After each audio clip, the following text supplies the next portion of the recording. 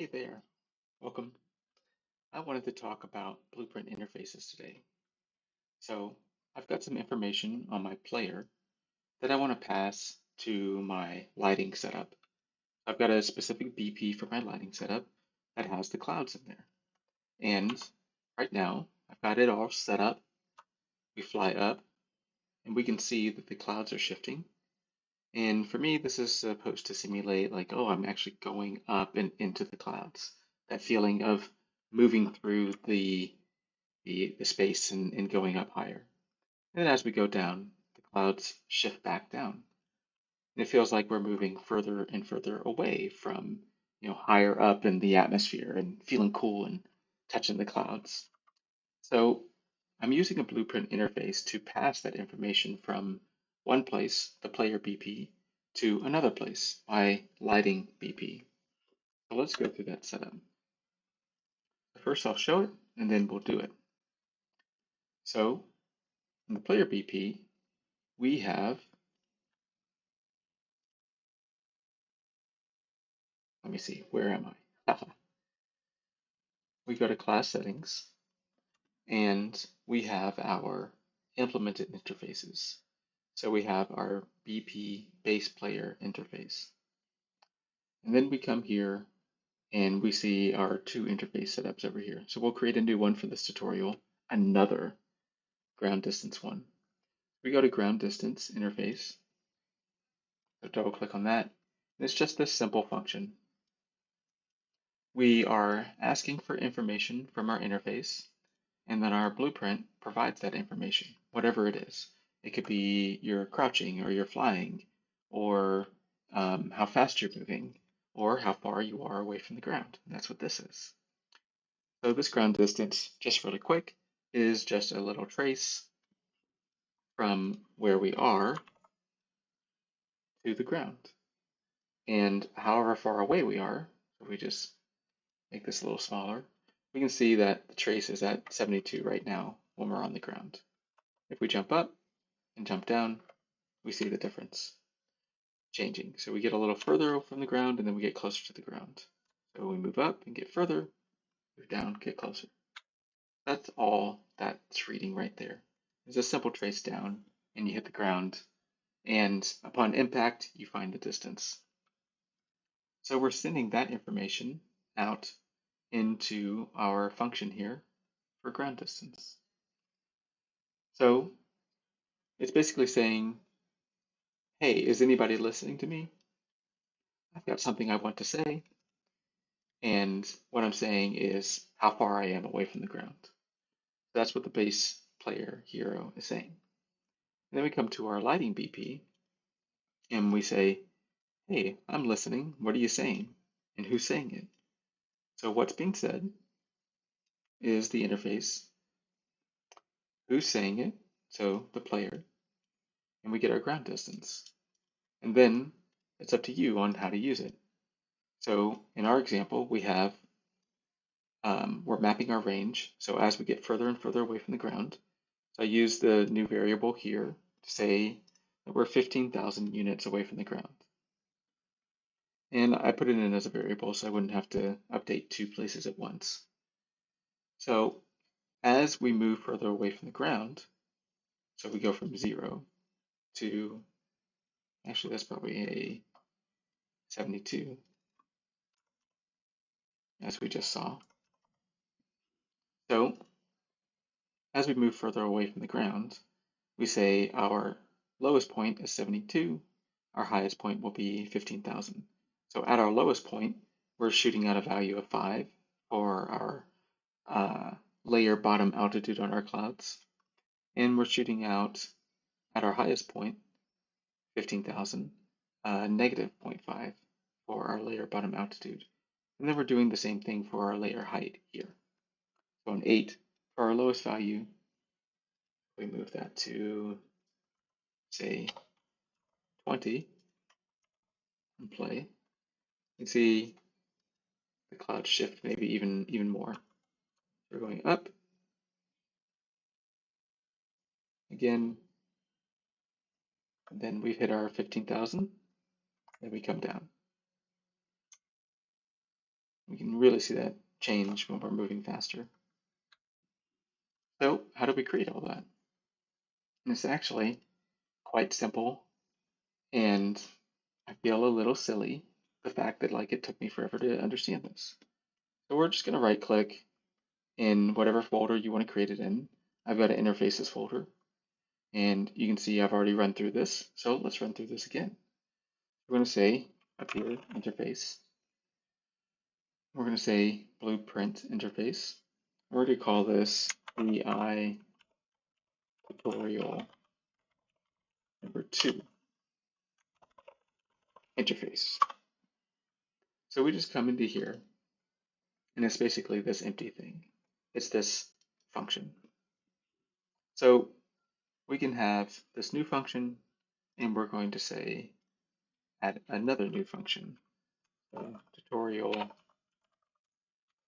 new function. So here, it's just like all other functions. You can have an input and an output. So to keep it simple, we're going to have an output. We're going to hit plus here. We're going to name it to, whoa, we're going to name it to our output. We're going to change it to a float. So if we compile that, it doesn't really matter what order we go in here now. But this guy, our BP lighting, is going to be listening. So we want whatever message is going to be sent. So we're calling this message number 2 for our new function. So we have an event that we can call, and the event is our new function. And then we have our tutorial new function. So it's listening to those specific things. So new function tutorial. That's this one. And we want our output here. But we also want to know who is calling or who's leaving the message. And that's going to be our player BP. So we get our player pod.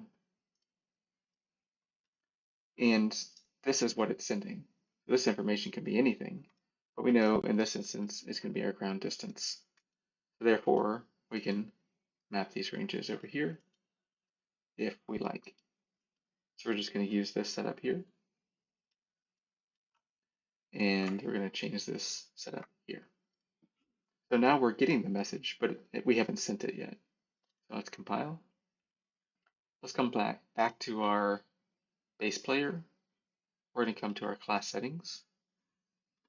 We're going to come over here to implemented interfaces, and we're going to say add. And what do we call it? We call it number 2. And call it whatever you want. So there's our second interface. And now we have 2 new functions. We have our event, and then we have our regular function. So if we just come to our regular function, now we have our output here. So what's going to be our output? We want this tutorial, we want our ground distance. So we want our current ground distance here. And we can see here, we watch this value, we play,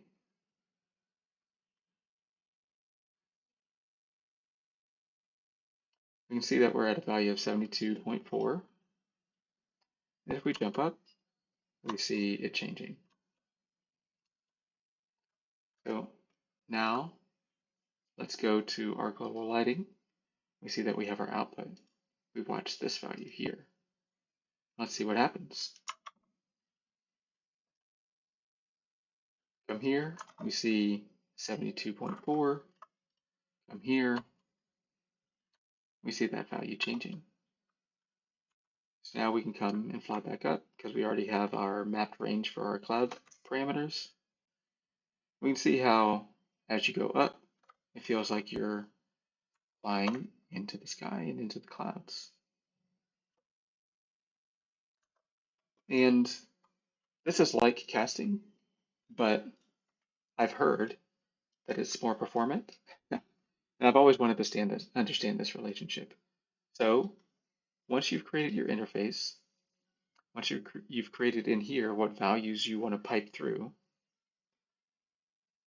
Then you have to say who is making the call and leaving the message.